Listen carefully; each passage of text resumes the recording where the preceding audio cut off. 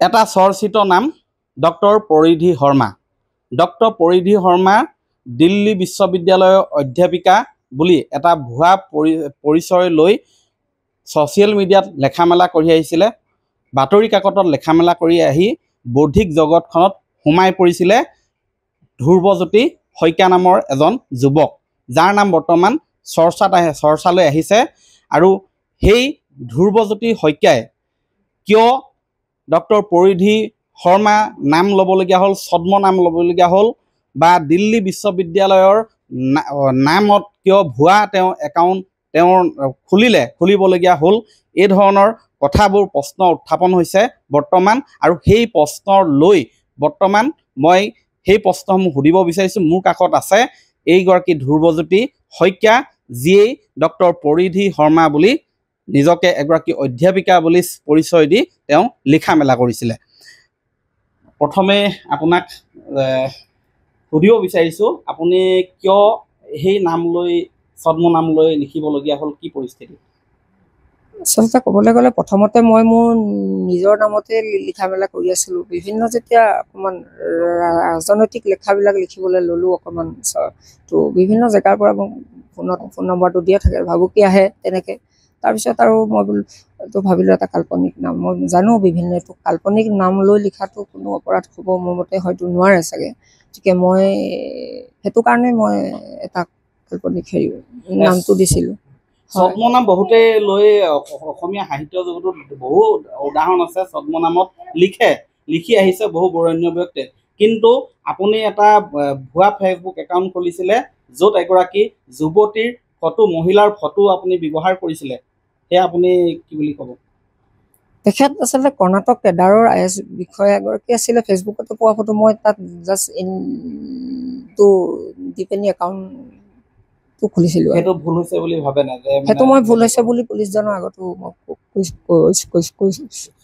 আৰু কোনো সেইটো ফটো আকৌ মই কোনো ফেচবুকত কোনো আপলোডো কৰা নাই, কাৰোবালৈ শ্বেয়াৰো কৰা নাই, অকল মাত্ৰ সেই একাউণ্টটোতহে লাগি আছিলে, বাকী কোনো ধৰণৰ আপুনি বিভিন্ন কাকততো লিখিছিলে আৰু বৰ্তমান পুনৰ সেই নামতে লিখি যাব নেকি আপুনি পৰিধি শৰ্মা? মোৰ যিখিনি মানে লেখা পঢ়ি ভাল পোৱা মানুহ সকলোৱে কৈছে পৰিধি শৰ্মা কোন হয়, কি কথা, সেইটো আমি জানিবলৈ কোনোদিন বিচৰাও নাই আৰু দৰকাৰো নাই সেইটো, কাৰণ আমি লেখাবিলাকহে চাওঁ। যে সকলোৱে মোক এই নামটোতে লিখি যাবলৈ কৈছে। আপুনি লিখি যাব? সেইবোৰ ছ'চিয়েল মিডিয়া চালে আপুনি গম পাব যে আপুনি কৈছে আপুনি পৰিধি নামটোৱে ভাল, এই নামটোতে লিখি যাওক। এতিয়া আপুনি যিহেতু আপুনি ছদ্মনাম বুলি সকলোৱে গম পালে, মাত্ৰ বিশ্ববিদ্যালয়খনৰ নামটো ব্যৱহাৰ নকৰিব, কিন্তু আপোনাৰ লেখাবিলাকৰ যথেষ্ট দৰকাৰ আছে, সেই বুলি ক'লে। আৰু আপোনাৰ কিছুমান লেখা আপোনাৰ নহয় বুলি অভিযোগ উঠিছে, সেই সন্দৰ্ভত কি ক'ব?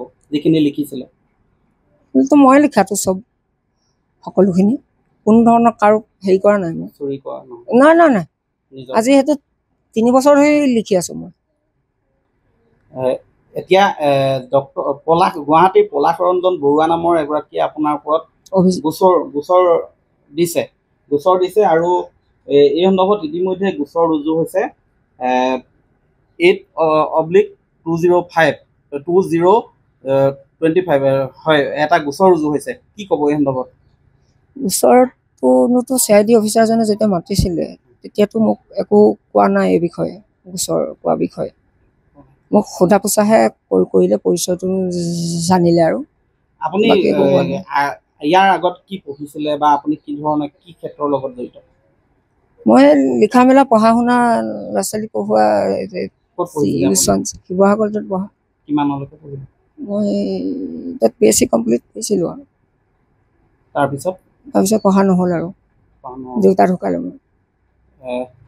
এতিয়া এই যি আপুনি এইটো অভিযোগ আছে যে আপুনি মহিলাৰ মাত উলিয়াই আপুনি পুৰুষৰ লগত মহিলা হিচাপে নিজকে পৰিচয় দিও কথা পাতে বুলি ফোনত।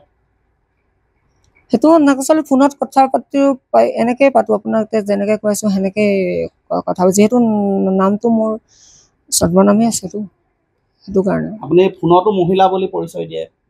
মোৰ লেখা পঢ়িহে মানুহে ফোন কৰে আৰু সেইটোৱে।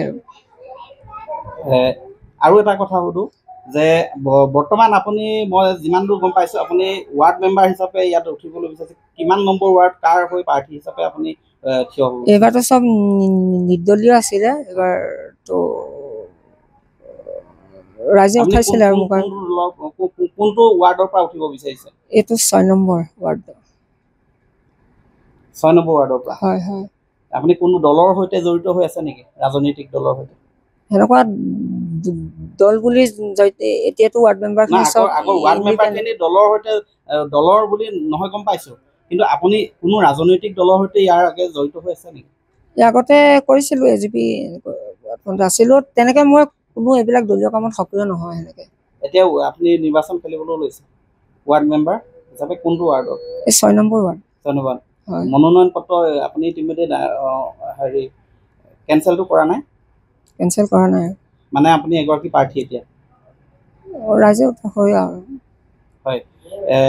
আৰু এটা কথা আমি শুনি আহিছোঁ যে বিগত সময়ছোৱাত আপোনাৰ সৈতে এনেধৰণৰ আৰু কেতবোৰ ঘটনা ঘটিছে য'ত ৰাজহুৱাভাৱে আপোনাক এবাৰ প্ৰহাৰ কৰা হৈছিলে বুলি আমি জানিব পাৰিছোঁ, সেইটো কিমান দূৰ সত্য?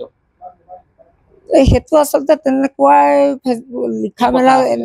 লিখা মেলাৰ যোগেদি আছিলে আৰু বাকী সেইটো মোক আৰু মৰেল পুলিচে মোক অকলে খুব শাস্তি, আচলতে লিখা মেলা সেইটো সময়ত ইলেকশ্যনৰ সময় আছিলে আৰু মই অকলে, আৰু মোৰ সেই চবৰে একেটাই লিখাৰ ওপৰতে চবৰে অভিযোগ আছিলে আৰু সেইকাৰণে আপুনি এই নাম ল'লে নেকি? মই লিখা মেলা কৰাৰ কাৰণেই জন্ম নামটো লৈছিলোঁ, বাকী কোনো বেয়া ইণ্টিমেশ্যন মই একো নাই। মই পুনৰ সুধিছোঁ, পুনৰ সেই ডক্টৰ পৰিধি শৰ্মা হৈ থাকিব? মোৰ লেখা যিবিলাক অনুৰাগী তেখেতলোকে কৈছে আপুনি লিখি যাওক, আপুনি কোন সেইটো আমি জানিবলৈ নিবিচাৰোঁ, লিখি যাওক খালি এইটো নামতে কিন্তু বেলেগৰ ফটো ব্যৱহাৰ সেইটো কৈছে, এইটো ব্যৱহাৰ নকৰিব, মাত্ৰ আপুনি লিখি যাওক সেইবুলিয়ে কৈছে আৰু এইটো নামতে লিখি যাবলৈ কৈছে। সেইটোৱে হয়। এইগৰাকী হৈছে ডক্টৰ, তেওঁ পৰিধি শৰ্মাৰ নাম লৈ তেওঁ লিখা মেলা কৰি আহিছিলে। প্ৰকৃত নাম হৈছে ধ্ৰুৱজ্যোতি শইকীয়া। এই দিখৌমুখৰ ভৰলুৱা গাঁৱৰ। ছদ্মনাম লৈ লিখাত কাৰো আপত্তি নাই, বহুতেই ছদ্মনাম লিখি আহিছে, কিন্তু ছদ্ম ভেকেৰে মহিলা বুলি পৰিচয় দি আনক ফোনত কথা পতা, মহিলা বুলি ভুৱা, আচলতে তেনেধৰণৰ ঠগৰামি কৰা কোনেও কিন্তু নিবিচাৰিব, আনৰ ফটো ব্যৱহাৰ কৰাটো কোনেও নিবিচাৰিব, বা সেয়াও আইনগতভাৱেও দূষণীয়। আৰু এইগৰাকী ধ্ৰুৱজ্যোতি শইকীয়াই বৰ্তমান স্পষ্ট কৰিছে যে তেওঁ লিখা মেলা অব্যাহত কৰি ৰাখিব, কিন্তু বেলেগৰ ফটো, ভুৱা একাউণ্ট তেওঁ ব্যৱহাৰ নকৰে, সেই কথা সদৰি কৰিছে। লগতে শেহতীয়াকৈ আমি পুনৰ খবৰ লাভ কৰি জনাব বিচাৰিছোঁ দৰ্শকসকলক যে এই ধ্ৰুৱজ্যোতি শইকীয়া কিন্তু এইবাৰ অহা যি পঞ্চায়ত নিৰ্বাচন হ'ব, প্ৰথম পৰ্যায়ত পঞ্চায়ত নিৰ্বাচন, তাত এই ভৰলুৱা গাঁৱৰ যিটো ৱাৰ্ড 6 নম্বৰ ৱাৰ্ডৰ পৰা তেওঁ ইয়াত উঠিছে। তেওঁ ইতিমধ্যে মনোনয়ন পত্ৰও গ্ৰাহ্য হৈছে। এইবিলাক চৰ্চা হৈ থকাৰ মাজতে নিৰ্বাচনৰ বাবেও তেওঁ প্ৰস্তুতি চলাইছে, প্ৰচাৰ চলাইছে। গতিকে অনাগত সময়ত লক্ষণীয় হ'ব। ইতিমধ্যেই আৰক্ষীয়ে বা CID কি ব্যৱস্থা গ্ৰহণ কৰে, কাৰণ গৌৰীসাগৰ থানাত 8/25 নম্বৰ এটা গোচৰ ইতিমধ্যেই ৰুজু কৰা হৈছে, আৰু আমগুৰি থানাৰ এগৰাকী উচ্চপদস্থ বিষয়াই ইয়াৰ ইতিমধ্যেই তদন্ত কৰিছে। এই সন্দৰ্ভত মই পুনৰ সেই জনাব বিচাৰিছোঁ যে under section 319 BNS RW section 66D of information technology actor অধীনত ইতিমধ্যে তদন্ত আৰম্ভ কৰিছে। আৰু এইখিনি আমি জনালোঁ। পৰৱৰ্তী সময়ত আমি পুনৰ তথ্য সদৰি কৰিম, তেওঁ আচলতে এওঁৰ বিৰুদ্ধে কি ব্যৱস্থা ল'ব, বা সেই একাউণ্টসমূহ যাৰ ফটো ব্যৱহাৰ কৰিছিলে তেওঁলোকে কি পদক্ষেপ ল'ব, আৰু এওঁ যি ধৰণে বৰ্তমান ইতিমধ্যেই ক্ষমা বিচাৰিছে, সেয়া অনাগত সময়ত লক্ষণীয় হ'ব। ইয়াৰ পিছত তেওঁ আৰু কেনেধৰণে আগবাঢ়িব। আপুনি বিচৰা বাতৰি পাব কেৱল নিউজ 18 এপত। নিউজ 18 এপ ডাউনলোড কৰিবলৈ স্কেন কৰক এই QR কোড। গুগল প্লে ষ্টৰতো পাব এই নিউজ 18 এপ।